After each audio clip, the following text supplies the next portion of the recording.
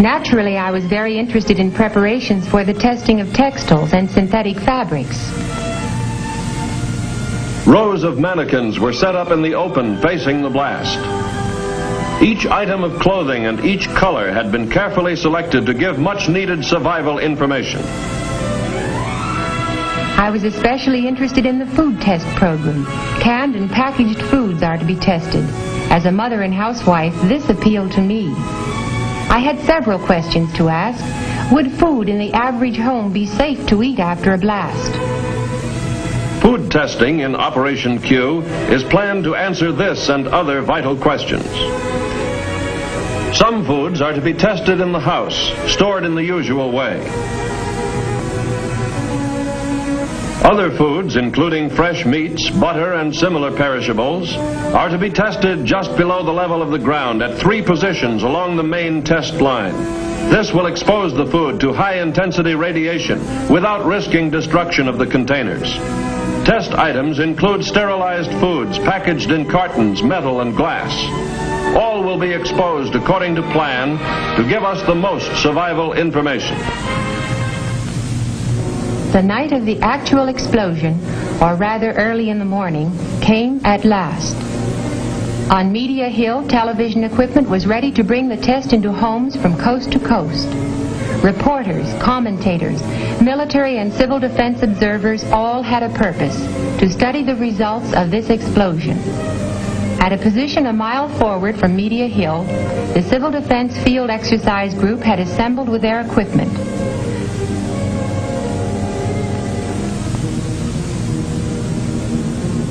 A small group of civil defense volunteers were to occupy a trench relatively close to ground zero. On Media Hill, where I remained, there was hot coffee, last-minute briefings, and more waiting. But it seemed no time at all before the loudspeaker warned, H-minus 1 minute. Put on your goggles. Observers without goggles must face away from the blast. On the silent desert, the test objects waited. H-minus 10 seconds. 9, 8, 7, 6, 5, 4, 3, 2, 1, 0.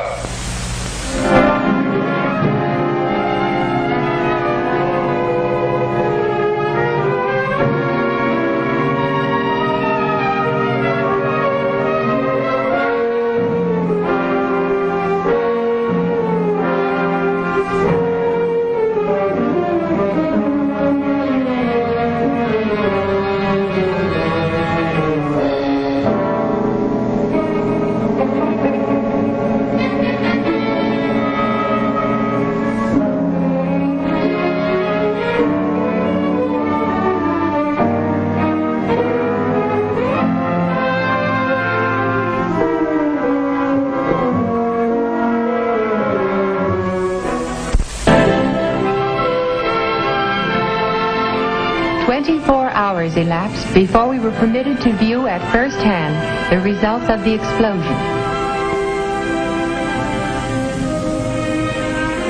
Let's see how the blast affected the houses. This is what remained of the masonry house that was not reinforced.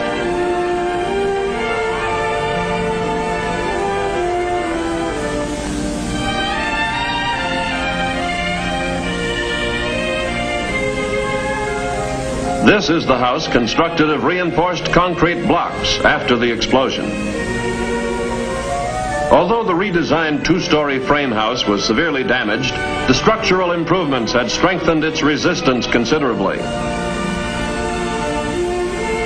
As seen here, although basement shelters offered some degree of protection, they cannot be depended upon completely in potential blast areas. The reinforced bathroom shelter was standing intact beneath the ruins of the house, so this type also offered some degree of protection. The upper section of one unguided radio tower collapsed from the tremendous force of the blast. The guide tower was slightly twisted by a power pole which fell across one of the guy wires. Within the concrete radio house, equipment had been shaken up. But as soon as power was restored, the transmitter resumed broadcasting. The 18,000-gallon tank of liquefied petroleum gas was undamaged. Tests showed that even the connections were intact. The weighing and storage house was scattered across the desert, but the consumer-sized tanks were unharmed. Power lines and transformers suffered some damage, but most of the power poles were still standing or could be repaired. The power substation was not seriously harmed. Edison Institute personnel tested all lines and found the station to be operative. The food and cases of canned goods were taken away for laboratory tests. Do you remember this young lady? This tattoo mark was left beneath the dark pattern. And this young man, this is how the blast charred and faded the outer layer of his new dark suit.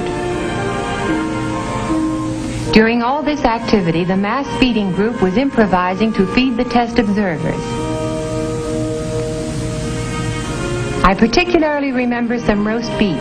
It was done to perfection and roasted in cans which could have been salvaged from demolished buildings. I watched the people eating and realized that mass feeding is an important job in civil defense. I took a last look at the debris and devastation. This time it was only a test, a well-planned test, not a real attack. It was a test of the things we use in everyday life. Many lessons were learned from this test that affect civil defense planning. And it must be borne in mind that multi-megaton weapons would result in much greater damage over a larger area. All these factors must be considered as we plan for the survival of our homes, our families, and our nation in the nuclear age.